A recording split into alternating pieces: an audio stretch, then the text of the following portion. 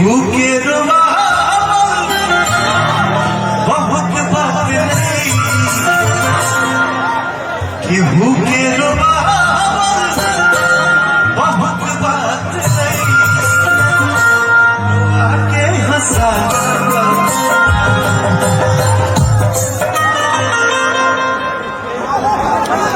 असरा भरा बहुत बात नहीं, असरा भरा बहुत बात नहीं, की धरा के हटाओ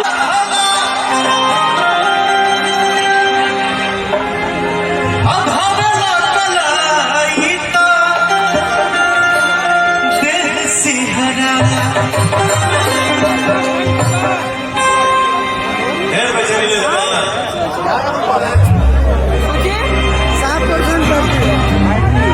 हमारा आज एक सुबह में 6:45 बजे गाना रिलीज हुआ, जो गाना में आपका भाई दिख रहा है और सुपरस्टार हमारी हीरोइन स्मृति जी दिख रही है। गाना के टाइटल बा फलाना को फरार भइली। अभी 30 से शुरू भइल है, आप लोगों ने इस गाने को ट्रेंडिंग 4 पे ला दिया है। लव यू, जल्द से जल्द एक पिलाइए। आई ना हो ऐसे ना, दोनों हाथ उठा के बोलो।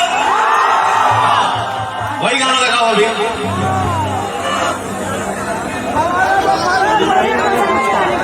क्या कृष्णा उसको बड़ा वीडियो नीचे करेगा।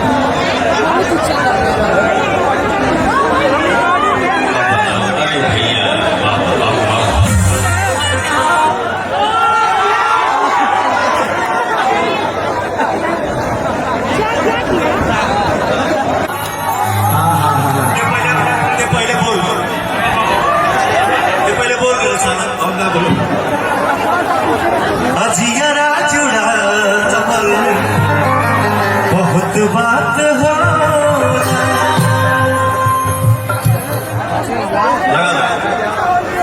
Love you.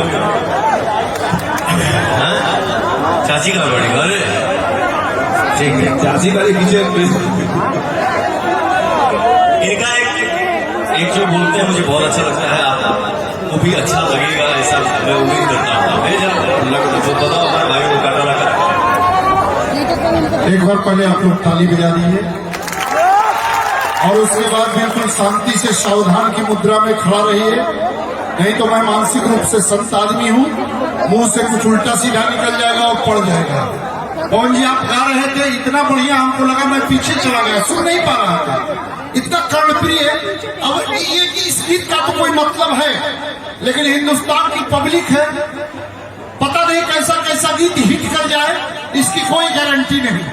एक फिल्म आई थी जिसका गाना बड़ा हिट हुआ था कि मेरे गोरे गोरे गाल मैं क्या करूं, और पवन जी बताएंगे किराए पर दे दूं। एक और बड़ा गाना हिट हुआ कि मेरी नीली नीली आंखें मैं क्या करूं, फोड़ ले।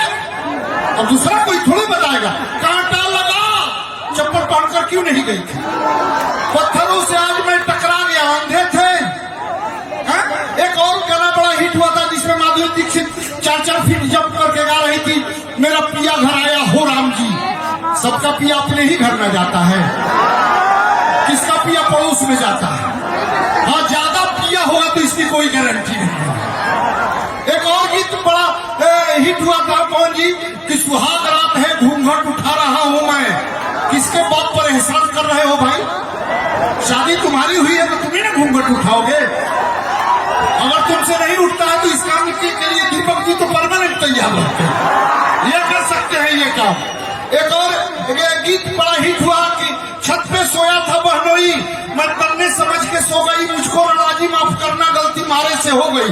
जब छत पे बहनोई सोया था तो तू गई क्यों, और उसके बाद कुछ उल्टा सीधा हुआ तो तुम अब राणा जी को काहे फंसा रही हो भाई। इस टाइप का गीत आया, तब तक एक बच्चा बीच में खड़ा हो गया और हमसे कहा कि अंकल चलते चलते यूं ही रुक जाता हूँ मैं, गाते गाते चुप हो जाता हूँ, क्या यही प्यार है।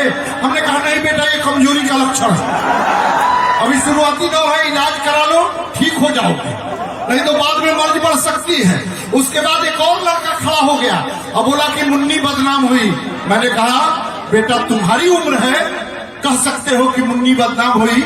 मैं जिस मंच पर रहता हूं उस मंच पर पवन जी मर्यादा में रहते हैं और हम नारी का सम्मान करते हैं। हम वहां यह कहेंगे कि हसरत इश्क नीलाम न होने देंगे, अरे दिल की दुनिया में शाम न होने देंगे, अरे उल्फत के सारे इल्जाम अपने ऊपर ले लेंगे, पर मुन्नी तुझे कभी बदनाम न होने देंगे।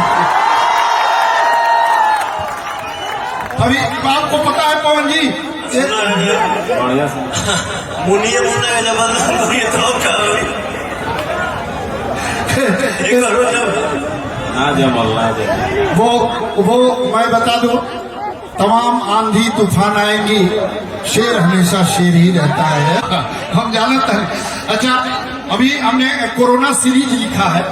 कोरोना सीरीज, कोरोना में देखे 2 साल कार्यक्रम नहीं हुआ, सब कुछ बंद था। कोरोना में 2 मिनट का है कोरोना सीरीज, आप ताली बजा दे तो मैं सुना दूं। सब कुछ बंद था भाई साहब। सरकार की एडवाइजरी आई कि हमें कोरोना से डरना नहीं है, कोरोना से लड़ना है। दूसरी एडवाइजरी आई, अब हमें कोरोना के साथ ही रहना पड़ेगा। हमको डर लगा कि तीसरी एडवाइजरी में ये ना आए कि कोरोना यही रहेगा, हम ही को जाना पड़ेगा। पहले लोग छींकते थे तो आदमी जाता हुआ रुक जाता था कि कहीं मेरा काम न बिगड़ जाए। आज कोई छींकता है तो आदमी भाग जाता है कहीं मेरा काम ही न तमाम हो जाए। ये स्थिति हो गई। आपने देखा सब कुछ बंद था, केवल वाइन शॉप जब खुला दिल्ली में, एक ही ठेके से मास्क लगाकर बाप बेटे दोनों दारू खरीद रहे थे। पिताजी गटर में गिर गए। बेटा बोला कैसे गिर गए गटर में?